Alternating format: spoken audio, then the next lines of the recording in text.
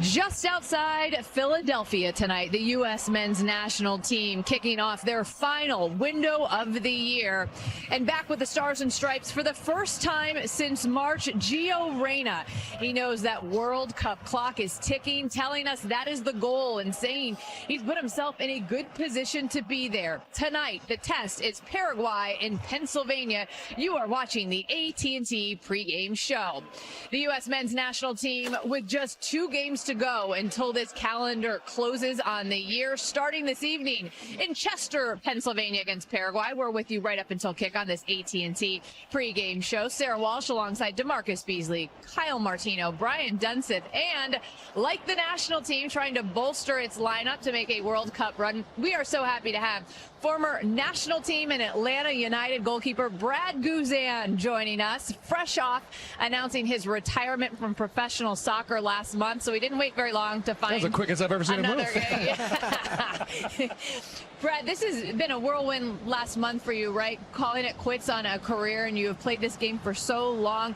Just tell us what that has been like, and being able to go out on your own terms. Yeah, certainly it's been a transition. And listen, as now former player, you don't ever really get used to that term, and you still feel like you've got something, that competitive spirit in your body.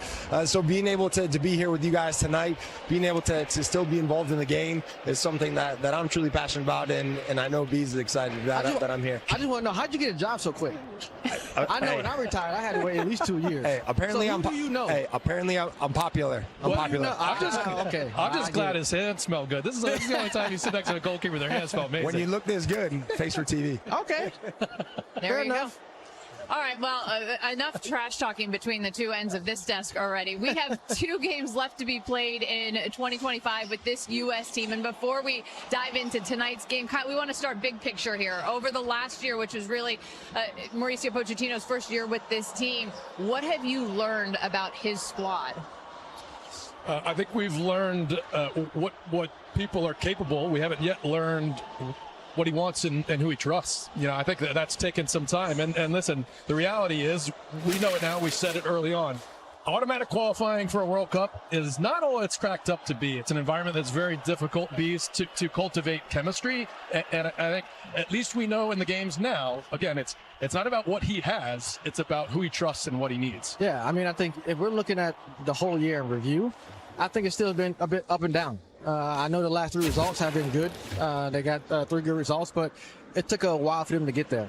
I mean, look, I'll say this. I applaud Pochettino for coming in, understanding and seeing what needed to be changed with this group, and now it's mentality. I mean, if you look at 8-9 months ago, what were we talking about? What were we criticizing this team about? It was about effort. It was about desire, aggressiveness, a little bit of they lost that grittiness. But now we're not talking about that so much. I know that I don't think they are World Cup ready, but I have the whole confidence in myself and in this group that they will be when come next year. There's not a lot of time left to get World Cup ready at this point, and we have seen a lot of changes from Pochettino in terms of lineups. Dunny, here's a look at the AT&T starting 11. What are they going to look like tonight?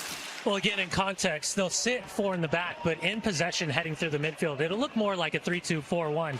Now, 6 players in the starting 11 were part of the World Cup roster in 2022. Joe Scally, first start since the Nations League. Serginho Dest got that start against South Korea. He's back on that right-hand side. Gio Reyna, his last start, July 1st, 2024, Copa America against Uruguay. And up top, Flo Balogun, fresh off his goal and red card for Monaco. 2 goals in his last 4 matches under Mauricio Pochettino.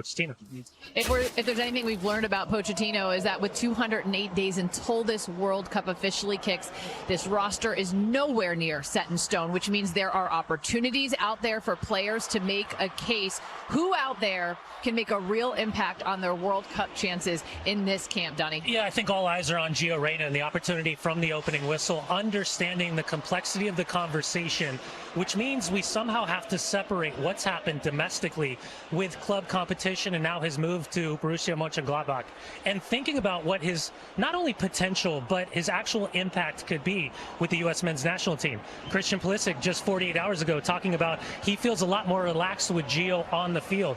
I think that speaks volumes to understanding what his capabilities are, not only technically, but Kyle, just his presence on the field. Yeah, listen, I've said it from the beginning, and we all know I like to watch the center of the midfielder. I like the playmakers. I like the 10s.